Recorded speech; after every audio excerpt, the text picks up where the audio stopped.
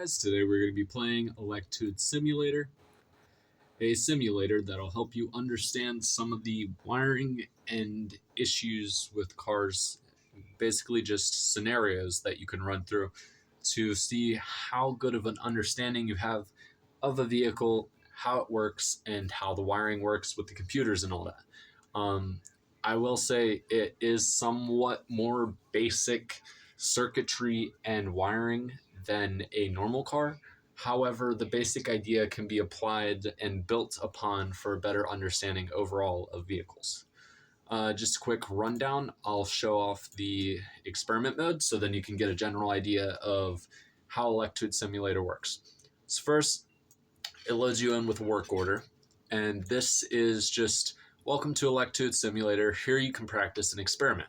Use the tools from the menu on the left. Want to know more? Watch the demo video and the help info. This vehicle has no malfunction. However, the vehicle shown in game mode will have a fault.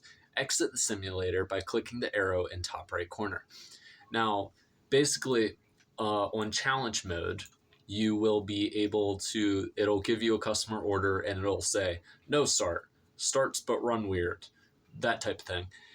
And then your job is to diagnose it.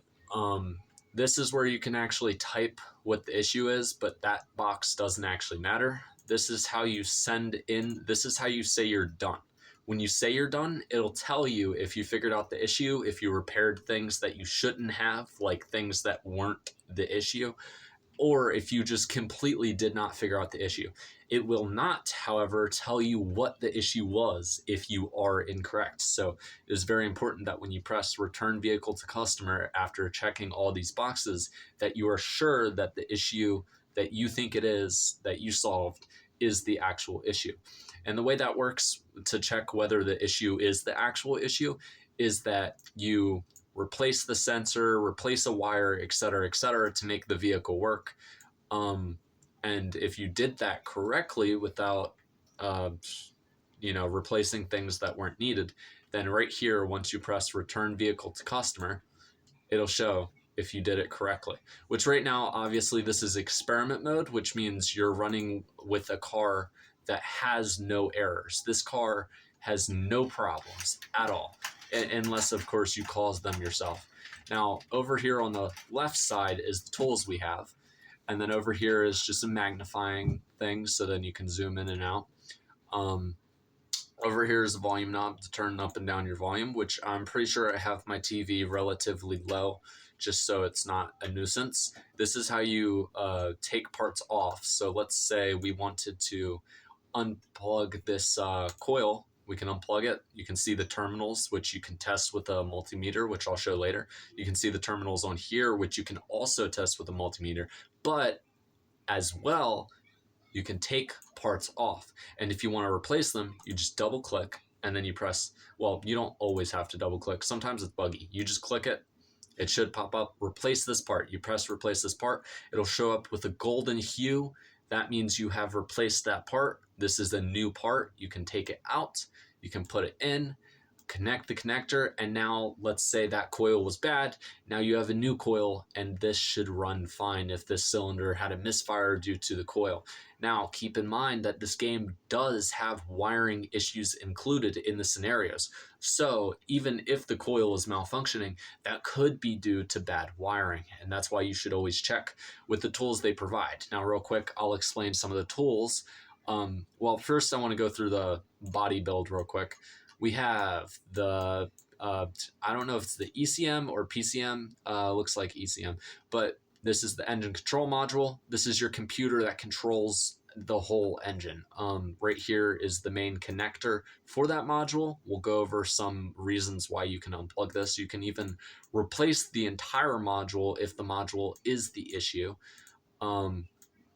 Over here we have injectors. This is a 4-cylinder vehicle. As you probably can see, I'm not going to unplug the rest because that's a lot of work. Depending on if it's running lean or running rich, the color of the spark plug can actually change, like black if it's not burning enough fuel, etc., etc. There are sadly some things you don't have access to, like you can't check the oil, You can't check the starter.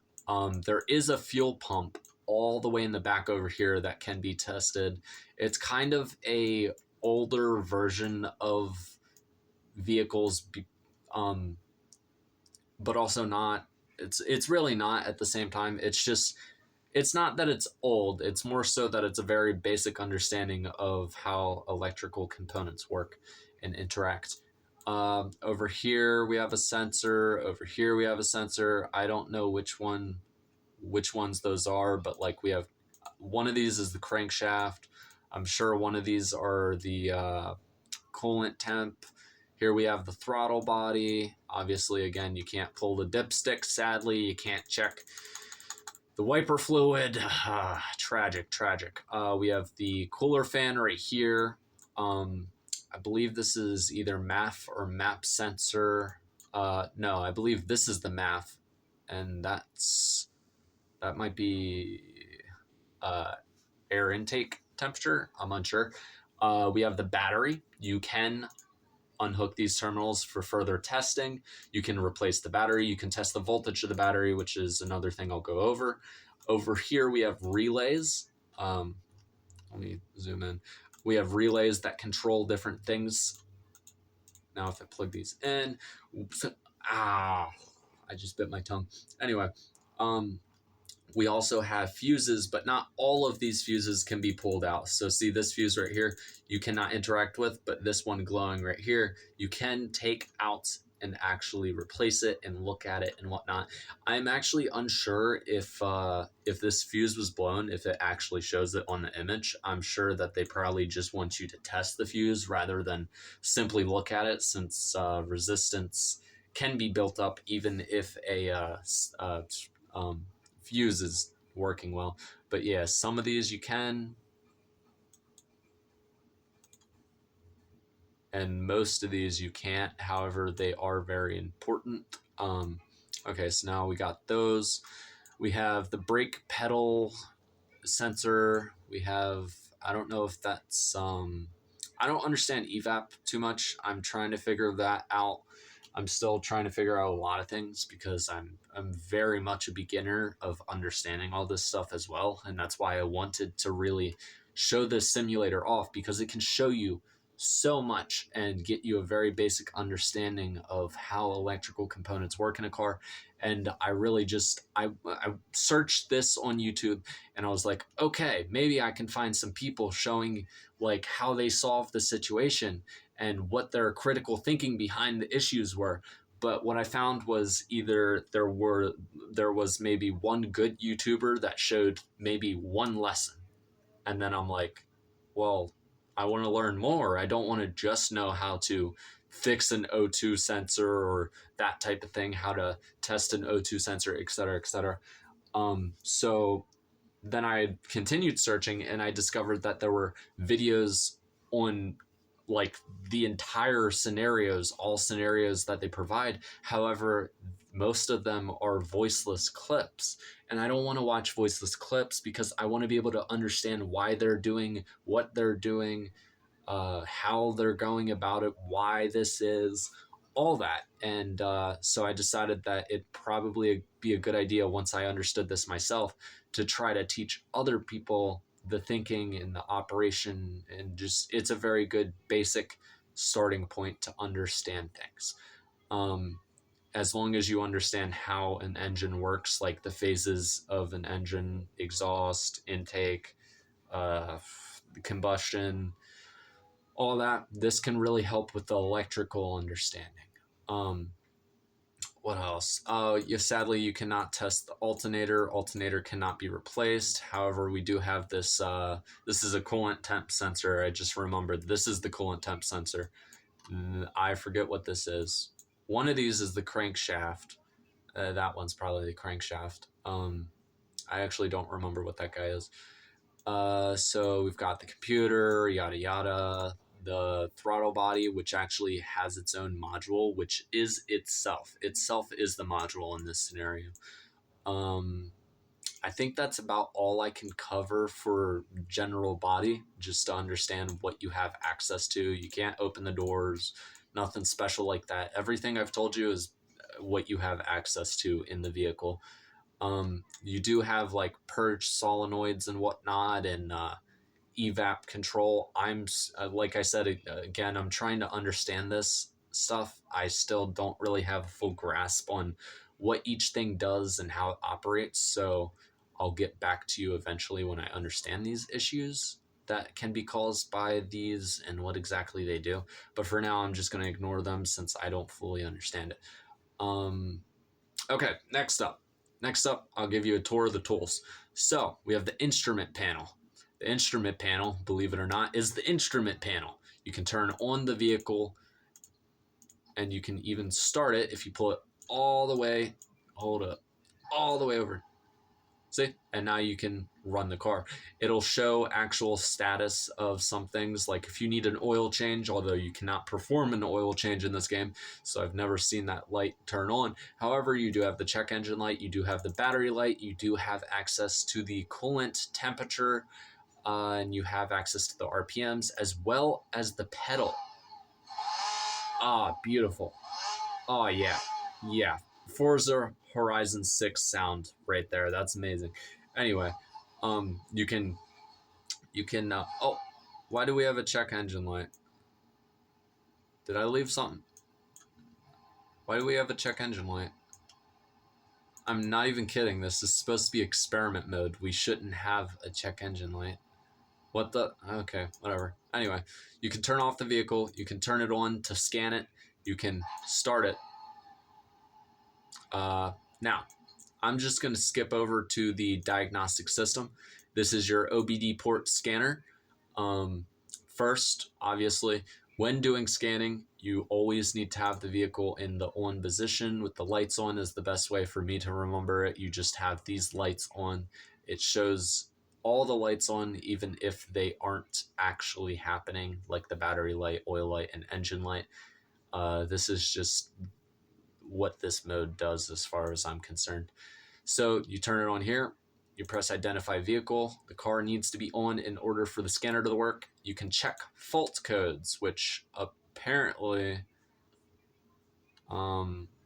this car had a check engine for the MAF sensor, which I didn't even touch it, so I don't. Oh, it's probably because the throttle body. Anyway, you can check for codes. You press the identified vehicle to scan it. You get the VIN and whatnot, but that doesn't really matter. And then you're provided with systems. You can never access any of these. I don't know if you can if you had like a learner version, which they only provide to schools as far as I know. But you do get access to the engine management where you can get information. So you can get the block diagram of how the wiring for that is and what each thing is. And sometimes they have information on how to test those. We also have the wiring diagram for the entire engine bay, so you can see how everything's wired up. Obviously, this is very small. You can use this little black thing on the edge to enlarge it, but they actually include a separate wiring diagram for you to look at completely. And the special thing about this wiring diagram is you can actually go up to wires and replace them. If the wire is the issue, you can replace it and it'll fix the issue, obviously. Anyway, you get out of the wiring, out of the information, you can go to configuration. Configuration is used to reprogram a throttle valve control module. This guy over here, if it's not, let's say you replaced it, it needs to relearn what is normal. You press this guy, you press relearn. The car cannot be on to do this test. If the car is on to do this test, it will block you out. You won't be able to do it. If the car is simply on, key on, engine off, you are able to relearn. It'll reset the values for the throttle body to know when it's open, closed, etc., etc. Programming is for when you replace a ECM and it needs programs to this make, model, year. And then same thing for the throttle valve control module. You can also program that for when you replace it as well. On top of this, you have access to live data. You are able to press any of these buttons and see what the ECM is tracking for specific things. So for coolant temperature, if I start the car, and I'm going to turn this down so then you don't have to hear it, but I'm going to full rev the engine. You see how the coolant temperature is raising due to the engine heating up, due to the increase in RPMs. You can see this. You can see a lot of things. Long-term fuel trim, engine speed. We can see engine speed right here. You can see if I go down like this, you see the engine speed drop. You can see when I raise it, engine speed goes up. This is how you would test a crankshaft sensor or whatever you want to call it. So you have access to live data, but not only that, you also have access to actuator tests. So you can actually control the throttle valve assembly. You can change how open and closed it is, but the engine doesn't account for this. So you can actually you can cause issues and throw codes by using this. So what the best scenario to use this is with the engine off, key on, and then you can test for wiring things like seeing if throttle valve assembly is opening or not, etc., etc. This isn't really something you would want to do with the engine on, as again, it causes issues for the engine. It does not account. With the engine running, relays cannot be operated manually, and the adjustment of the injection pulse width is limited. Note, the control module does not take the manual operation into account.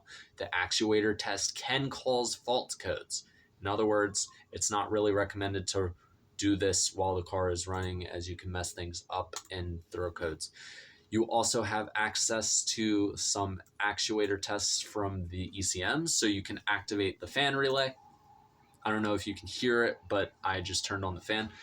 I'll actually turn up the TV.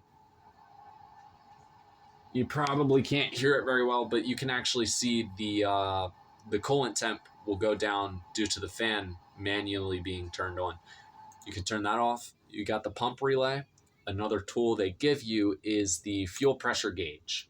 Hooks up to the engine fuel rail, and you can see when I activate this pump rail, the fuel pressure goes up because obviously fuel is being supplied. The main relay is, I actually don't fully have a grasp. Well, I do. This really just powers the ignition coils, I believe the ignition coils. No, the coils are on a separate electrical wiring, but it powers the injectors and the throttle body. So if the main relay is ever off, then the throttle body won't have access to power and won't be able to operate. I don't know if you noticed this, but when I turn this off, it turns itself back on. That's because the car is on. The computer's saying, turn on the relay, so then I can have access to the throttle valve assembly and the fuel injectors. Now, you also have the option to manually make injectors inject into the engine, which I believe, yeah, you see the drop in fuel pressure.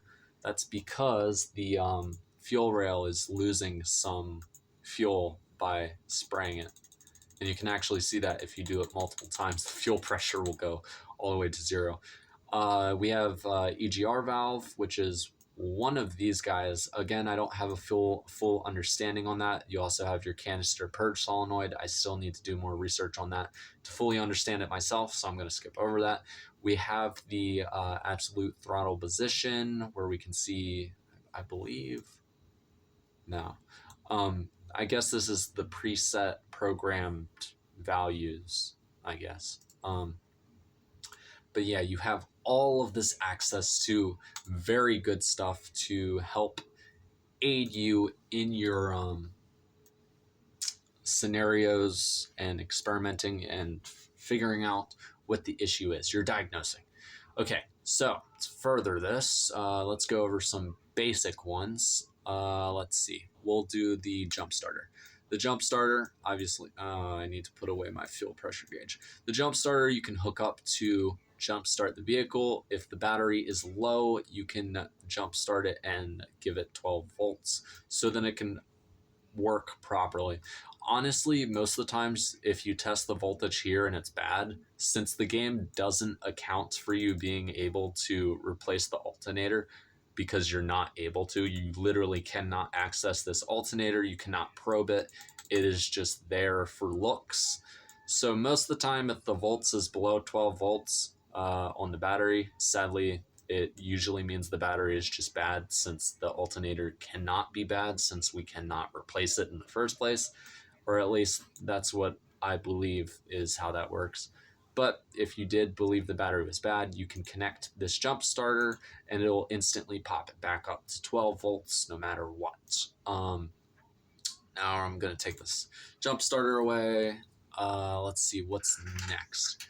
So I showed you the wiring diagram, jump starter, full fuel pressure gauge, the breakout box, oscilloscope, oscilloscope. I just call it a lab scope. Multimeter. I should show you those next, but before I do that, you can actually see your invoice for anything you repair or replace. You can see the price of what that is and how much time you've spent as well. Troubleshooting time also goes into your invoice payment amount. So you can actually see how much you would make, how much you would spend, all that good stuff. I don't know how realistic it is, especially in 2026, but it is there for looks. The print button doesn't actually do anything, just a FYI if anyone was curious. Obviously, there's these help things. I will go full screen. I don't know why I haven't done that. Well, it's just, oh God, no, please don't go sideways on me. Please don't go sideways on me. That would be an issue, and I don't like issues. Anyway, there's a full screen option. Now we'll go to the breakout box, since I feel like that's a little bit simpler to explain for teaching. So we have the ECM. What a breakout box is basically you can unplug the computer and put this in between it to act as the connector between the two to test continuity or whether the wires are intact between the two. So if I wanted to test computer pin 9 and it connects to this orange wire here, I can test with a multimeter if those wires are connected directly to the computer or not. Without this breakout box, you have no way to probe the computer. So the breakout box is a very important early thing to understand. It's a very basic concept, but it can be very, very helpful in making sure the wire is connected to the computer, or if the wire is the issue itself, or even if the computer is the issue. So keep this in mind.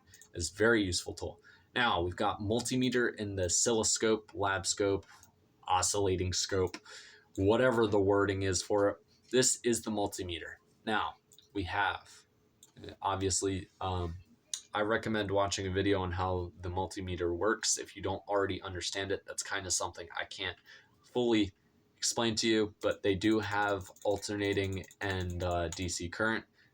On cars, 90% of the time you will be using DC current, so always use DC current. If you do not use DC current, then it'll literally just show nothing. So keep it on this symbol over here. That is DC current. Over here we have the voltage scales, and you can actually test voltage. Oh, real quick, the breakout box, I just want to explain something. I usually turn off the key whenever I unplug the computer. Because if you don't unplug the computer, if you don't turn off the car and then you unplug the computer, sometimes I even unplug the battery. If you just blatantly unplug the computer while the car is on, it'll throw a communication code for the computer, since its brain just went bye-bye and now knows but nothing, like my single last standing brain cell. So I recommend just turning it off if you don't want any random codes. Hook it up, Once it's hooked up, that means the engine is connected through here to the ECM, meaning it won't throw a code. So just keep that in mind. Like if I were to just take away the breakout box right now, bam, it's not connected to the computer, and it will throw a communication code of every single type you can imagine, which is not something I imagine you want to happen when you are diagnosing a vehicle. Anyway, over here we have the multimeter. Back to this guy. Now you can actually use, I believe, yeah, you can use amps to test. I have it backwards. No. You can, oh, come on. Come on. Okay, you can use amps to see parasitic draw. I've never had to use this as the scenario has never happened in the game for me. I don't know what scenarios, how many scenarios they have, especially on challenge mode, or if it's just the same few. So I've never had to use this, but it is something that is available in the game. Now over here we have the continuity check. Continuity is relatively useless when it comes to testing if wires are good, because basically what happens is a small amount of electricity, so small, goes through a single wire thread and says, oh, hey, the wire's good. The reality is only one thread is holding on to the other side of the wire, which causes the car to not be able to actually push the full power that it should be able to push. So continuity is not really the best for testing that. You want to use resistance. Now, continuity and resistance, the way they work is they output electricity from the multimeter into the wire and see if it can come from the positive all the way to the negative. The issue with using continuity and resistance is that you got to keep in mind that your multimeter is now a battery, basically, which means when you test these things, you never want to be hooked up directly to power to power. In real life, this would fry your multimeter, or even worse, it could fry a computer, etc., etc. You could fry something doing this. So just be careful. In this game, I've never actually fried something using this. I don't think they coded in that type of interaction, which is really too bad in my opinion, because I'd rather learn from my actions and see how they work and whatnot. I just realized you cannot test the power drain using amps, as if you've ever used a multimeter.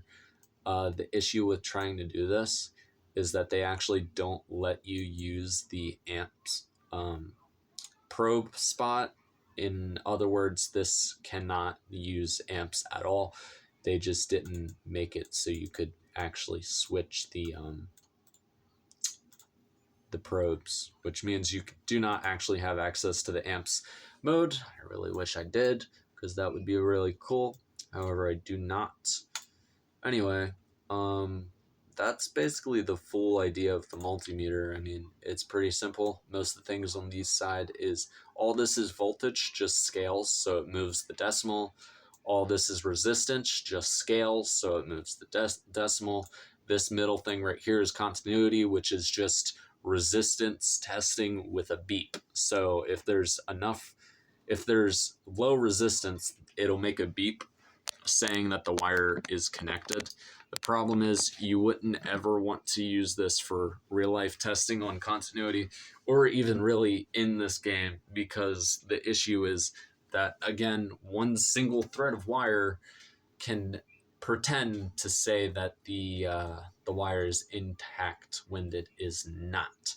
So you always want to do either voltage or resistance testing. See if the full amount of voltage is going through that wire. See if the resistance is low. So yeah, that's the basic idea of that. Now we have the oscilloscope. The oscilloscope is literally just a voltage tester that's extremely fast. It can see the electrical differences, as in electricity going down, electricity going up, the voltage going up and down, it can see that really fast. So what you do is you turn it on. This shows 12 volts right here, okay? So you actually have two channels, so then you can test voltage in two spots at the same time. However, you do need to turn that on. I believe you just press OK. No, you could just press channel 2. Press channel 2. I believe you have to press it twice, and then go up, press on, and now you have both channels active, which it might not look like that, but there is a red and a blue on this graph. You just can't see it. Keep in mind that sometimes voltages are so high that they won't even appear on the screen, so you need to change your scale. You can do that with this button. This button changes, I believe this button changes your scale, and this button changes how fast you see the power moving across the screen, which in some situations, some power moving up and down is so fast that you need it to be extremely slow in order to actually see it. I'll give you a very fast example of this. So the way most fuel injectors work is they have, hold up, I'm going to basically use the lab scope, also known as oscilloscope, or however you pronounce it, as a voltage meter. See, when you don't have the probe on, sometimes it just goes haywire. That's a signal. Don't worry about it. That's just voltage going up and down really fast and confusing the poop out of this guy. But basically, you put this probe on here. The way these sensors work is they have a constant 12 voltage going in. When the key is on, you will see this rise. I'll actually turn off channel 2 just to simplify things. But see, right now it's at 0 voltage. Right now the line stays the same. When I turn the key on, oops. When I turn the key on, you see the voltage goes straight to 12, and you can actually see it go up. I don't know why there was a drop there, but yeah, you can see it go up. I think it's too big. It's not even on the... I don't completely understand the scales. You'd have to research more on that. I myself have to research more on that. But it's so high that it's not showing on this graph, but you can see 12 volts. Injectors have a constant 12 volt in, and on the ground, they have 12 volts going out. But if you know how grounds work, the ground wire should have 0 volts. So what's going on here? The power isn't going through ground, which means the injector can't work until power is moving. When power is moving on a hot wire, you'll always have source voltage, 12 volts. On a ground, you'll always have 0 voltage if the ground is working. So why is this ground not working, you may ask? Well, the way a injector works is it gets power in through here, through here, through here. It gets 12 volt power in, and then the 12 volts go to the ground. But why is this ground not 0 like it should? Well, this is because the computer, when it wants the injectors to fire, it provides ground to the injector to make it work, to make the voltage, well, to provide current. Current creates watts, power, yada yada. So when it provides ground, the voltage, or turns, basically, when it provides ground, the power runs through the circuit, activating this injector and making it give fuel. And then when it wants the injector to not give fuel, it cuts off the ground inside of the computer. This is why the computer having a ground is very important, because if the computer does not have a ground, then that's an issue, because it would mean the computer can't ground other circuits that require this same type of circuitry, where there is a constant 12 volts going in, awaiting for a ground to come in and activate the component. So in this example, I told you that 12 volts goes in, 12 volts goes out. The ground should be 0 if it's grounding. However, the ground is 12. This is because it is not grounding, not yet. Once the computer activates the sensor or the component, it will ground this wire, making the component, in this case, a fuel injector, work. And this is a great example of why you need a super fast voltage reader, also known as a lab scope or oscilloscope. When I start this car, you'll see, I'm going to zoom out. So actually, I'm going to zoom back in, but I'm just going to turn off the volume. You see how it's going off like that?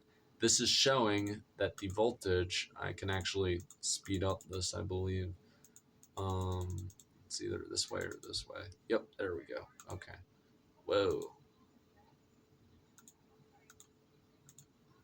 We can actually go a little bit faster. Should be able to, I think I need to turn this trigger off. Basically what a trigger does is it paints whatever goes past it. So the trigger can clear up things because it's so fast that sometimes it's better to have a trigger to make it so you can see these things. Obviously, I understand a lot of things, but I'm also kind of inexperienced with a lot of understanding on some tools like this. Although I do use this tool a lot, it is also kind of difficult to work with if you don't understand the values. But basically, what this is showing is the injector. Well, not only the injector, it's showing that the ECM is grounding the injector.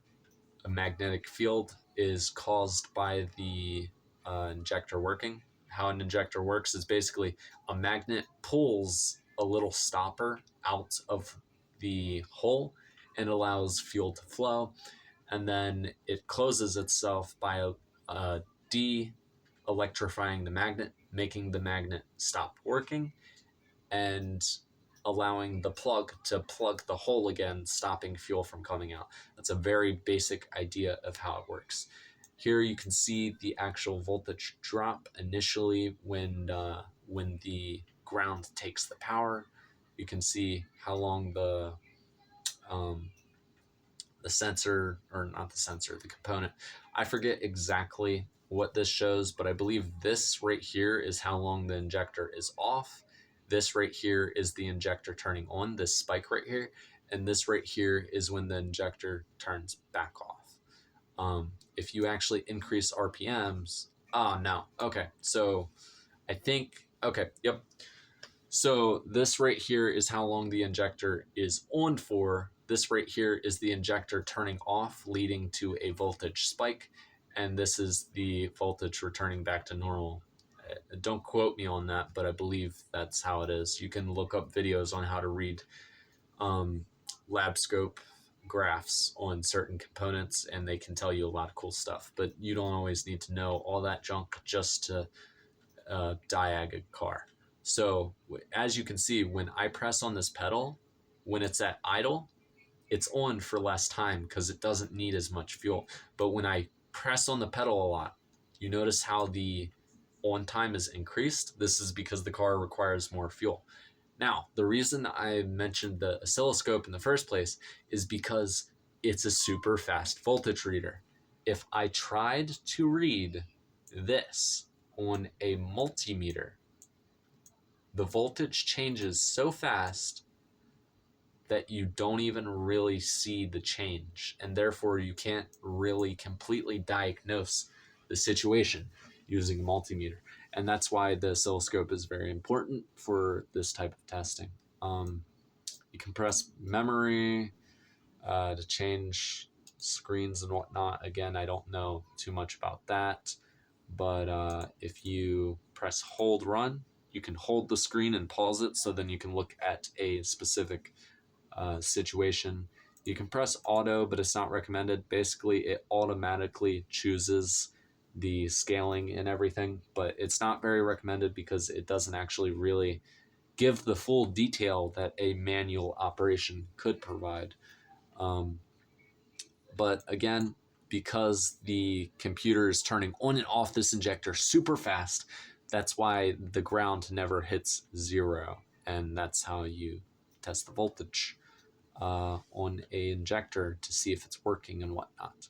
Now, if we were to go to, I'll use a relay because that's a super basic situation. The way a relay works, if you don't already know, the way a relay works, let's see, wiring diagram. Okay, so if we look at this relay. You see this here? Well, let's use a more basic relay. This right here, this rectangle, is a electromagnet. When power goes in and is grounded, the power moves through the electromagnet, making it produce a magnetic field. This magnetic field pulls a switch closed. Pulling this switch closed connects the power and the ground, allowing it to power other components. So in this situation, when power is given 12 volts probably, and then 12 volts on the other side, well, actually relays are made to operate on low voltage, so it could even just be 5 volts. 5 volts going into the magnet, the 5 volts go to ground. Since it's grounded, it'll be 0, and then 12 volts going in here. Since the switch is closed because the magnet pulls it closed, it goes through here, powering this fuel pump right here. And I can actually show this to prove it to you. So what we're going to do here is we're going to set up our multimeter. This is a good situation that you can use a multimeter to test things. So we're going to put the probe on here. They're all color coded, which makes this more simpler for beginners, but you're not always going to have it this easy, but the general application again is the same. So if you see, the power for this guy is a purplish wire, and so the power for the circuit, the switch, is purple. The power for the magnet is this weird looking orange yellow wire right here. So that means if we test the again, the colors are kind of difficult. I wouldn't even say that's purple, but that's the power right there. You should have 12 volts for the magnet, and you should have 12 volts, or battery voltage, source voltage is really what I should say, for the magnet side. But the magnet will only activate if it's grounded. See how it's at 0 voltage? That means the ground is grounding the power going in. However, see how it jumped to 14 volts? That means this relay is not grounded, meaning the magnet, oh, it activated again. Hold up, let me turn this on real quick. Control module, actuator test, ECM. Okay, so this relay controls the fan, I believe. So the power goes into the magnet, but it's not getting grounded, which means no work is being done. The magnet is not doing anything until grounded. Right now we have 12 volts on the ground. That means the ground is not grounding. Why is that? Because the computer controls when this wire grounds. So, since this is the fan relay, if we turn the fan on, then this will ground. Well, no. If I turn the fan on, the fan relay, the computer will send a path for this wire to go to ground. If you look on the diagram, you can see right here is the path for ground. And you can also see that the engine control module controls that ground. So when this computer says, turn on the fan, it'll provide a path inside of this computer for this wire to have ground. And once it does that, it'll activate the magnet, pulling this switch side closed, allowing power to pass through this circuit powering our fan.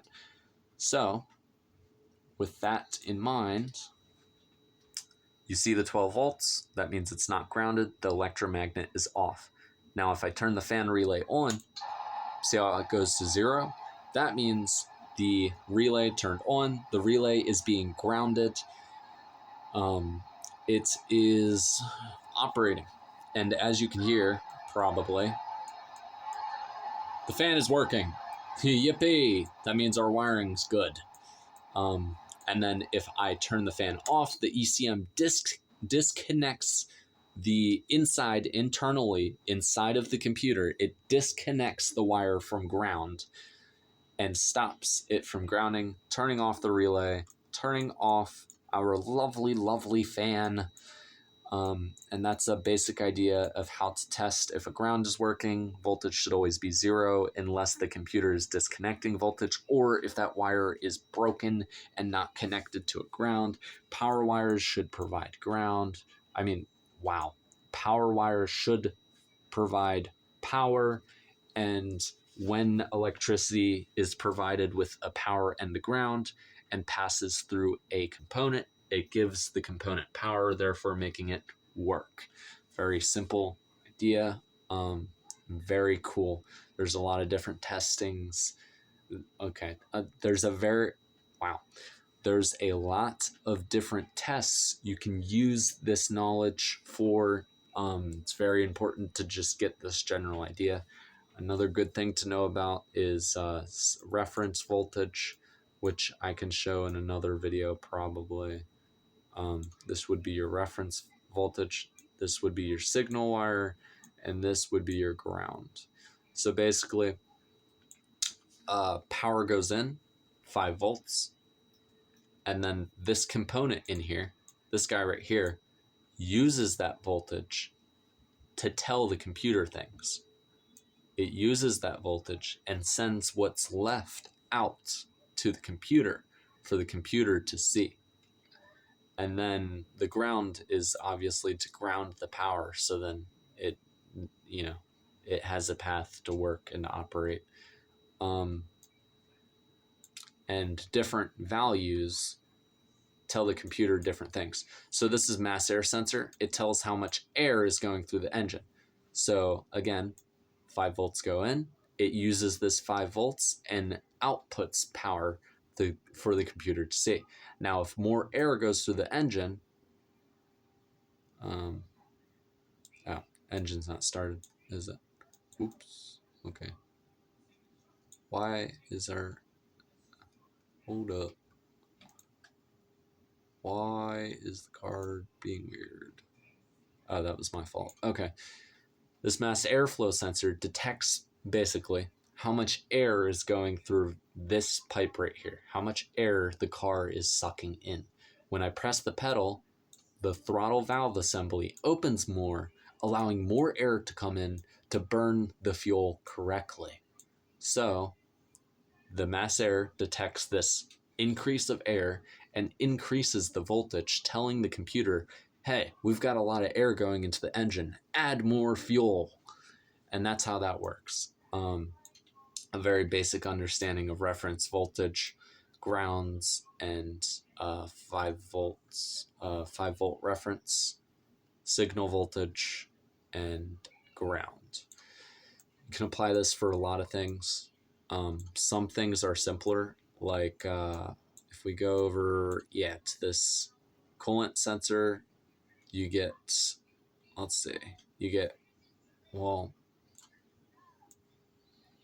okay, I guess it depends on the temperature. But basically, power is provided, ground is provided. The power increases or decreases depending on how hot or cold the coolant is, telling the computer how hot or cold the coolant is, believe it or not. And I think that's pretty much as much of an explanation I can give for the circuitry and everything. Here's a really cool tip though.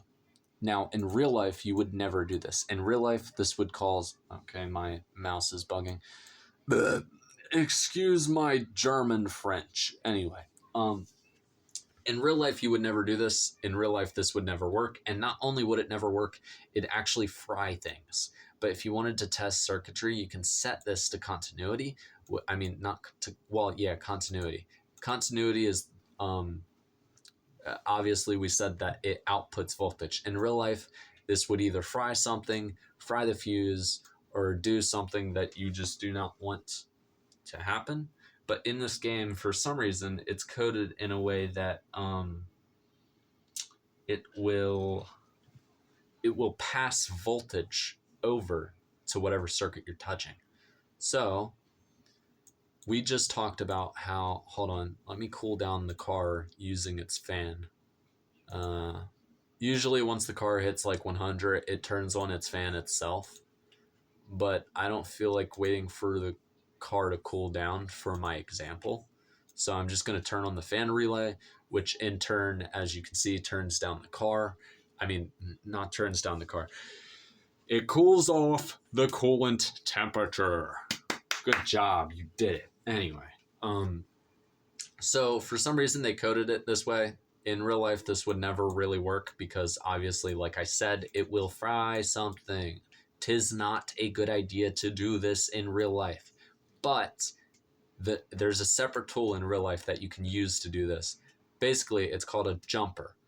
This tool, for some reason in the game, operates like a jumper when you have it on continuity mode, connected to whichever you want, positive or ground, power or ground. And you can use this to manually operate circuits. So we already talked about how on the wiring diagram, you can see that if you give power, well, no, let me rephrase this. 12 volts is constantly going into the relay. The computer connects this wire inside of this computer, connects this wire to ground, activating this relay. Now, let's say you didn't have access to a scanner, or maybe the scanner doesn't even have the function to turn on this relay. In real life, you can turn on this relay yourself. Now, I don't advise this. This is for learning purposes only, as you can accidentally break stuff if you do not understand the circuitry. Circuit. Banana pudding. Anyways, you can fry stuff, but you can also test components and wiring to see if it works without having to guess willy-nilly simply because you cannot turn on the relay yourself. So, to turn on this relay, all you have to do, obviously, what I mentioned earlier, is that it is providing 12 volts. The only thing that turns this relay on after that is providing ground. Usually the ECM provides the ground, but we can provide the ground ourselves because when you're on continuity mode. Now, again, this is not how it works in real life. I want to really reiterate that. In real life, continuity usually only outputs electricity. In this situation, usually outputs electricity, which can fry computers and fry electric circuits. If power is already going through, they will fight each other till one fries the other. So it'll either break the fuse in your multimeter, or it'll fry something in the engine. So again, do not do this in real life. But the way this works for some reason in this game, when you have the multimeter on continuity mode, it acts as a jumper wire. What does that mean? It means it literally acts as just positive and, well, negative and positive, meaning I can pass voltage through the multimeter onto a circuit to do things. What does that mean? Well, depends on the circuit. Now, if I provided a direct ground with power, it would fry it because the ground, there's no component, there's no resistance, there's nothing taking the power. Like let's say this injector has 12 volts and then a ground. The injector is taking the voltage, making it so the ground doesn't burn up. If I put the power directly to the ground, it would light that wire hotter than, well, not hotter than the sun, but it may cause a fire. At the very least, it might smoke. And and fry this wire, and you'll have a mega issue because now you have a fried wire. But if the component is between the wiring, it adds resistance, preventing the ground from frying itself. So the lesson on that is, yeah, I don't know. Don't provide power directly to a ground. If you're gonna test component testing by bypassing the wiring, always do it in a way that something is taking the resistance. And I don't mean a computer. A computer does not count. You should never add power to something that already has power. That's another good thing to follow. You can add power to a circuit. But only if the component is made, the wiring is made to increase voltage. But what I'm trying to get across is that in this mode, the multimeter on continuity mode acts as a jumper wire instead of regular continuity. It acts as a jumper wire. It shouldn't, but it does, which means you can manually operate things instead of relying on a scanner. If, say, in real life you don't have a scanner, you would use a jumper. You wouldn't use a multimeter. You would use a jumper wire to test these things. But basically, we have the key on, which means right now, if we go to voltage, this has, hold up. I don't know why this only, I think our battery is low on voltage. Hold up.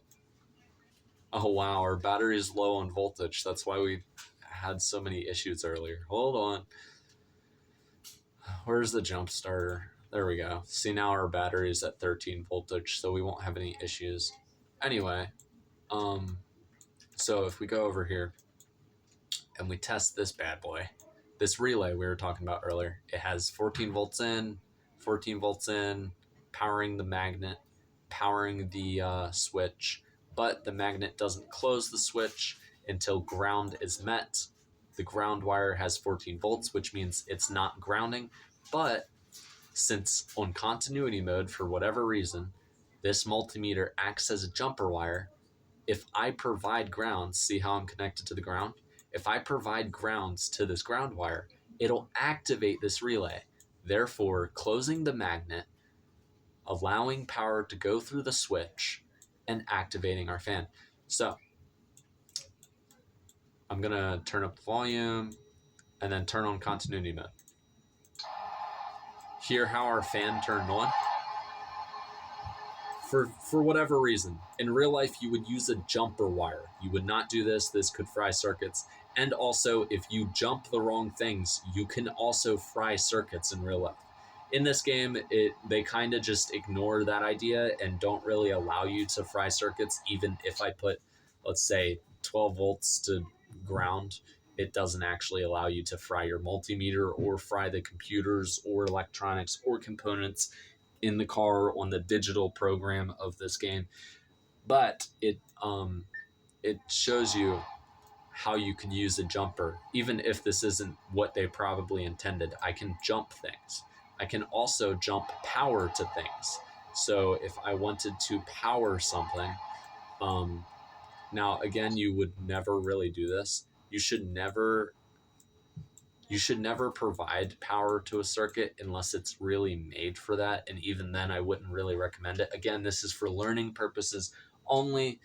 I have a very basic understanding of how cars and vehicles work, so I do not recommend doing this unless you really study of what you can and cannot do bypassing electrical components. But earlier we said this is the thermostat. I said that 5 volts usually probably goes in. The thermostat, depending on the amount of electricity this takes in, depending on the coolant temperature, tells the computer the coolant temperature. So let's say 5 volts means the coolant temperature is 80. Then when this is 5 volts due to the temperature in the vehicle, again, this is very, basically, I'll give you a quick explanation. The sensor on a coolant sensor, when it heats up, it changes the resistance of that sensor. So whenever coolant runs past the sensor, it heats up the sensor. and changes the resistance, changing how much 5 volts is taken, telling the computer a general idea of how hot the coolant is. So if I provide energy to this 5-volt reference wire, the wire or 5-volt reference and signal wire, they combine it into one using this wiring. I can actually raise it, simulating what it would be like for the car to have high voltage on this thermostat, simulating high temperature. Watch this odometer or whatever you want to call it when I add power to this circuit. Oh, usually yeah, there you go. So if I add voltage in this scenario, apparently adding voltage means less temperature, and lower voltage scales mean uh, more temperature, but you get the general gist. So actually, if again, you would never do this because this would actually fry something. But since this game doesn't actually let you fry something, well, actually, no, in this situation, it wouldn't fry anything. This voltage is meant to be taken down. Uh, I believe it would be fine. Again, I would do your own research. It's very tricky understanding these things, but I would do your own research. Basically, the 5-volt reference is at 5 volts. Let's say it's at 5 volts, right? If I bring it down, then the temperature should rise because less voltage in this scenario means more heat, providing ground to this. The fan even kicks on because it thinks the car is that hot.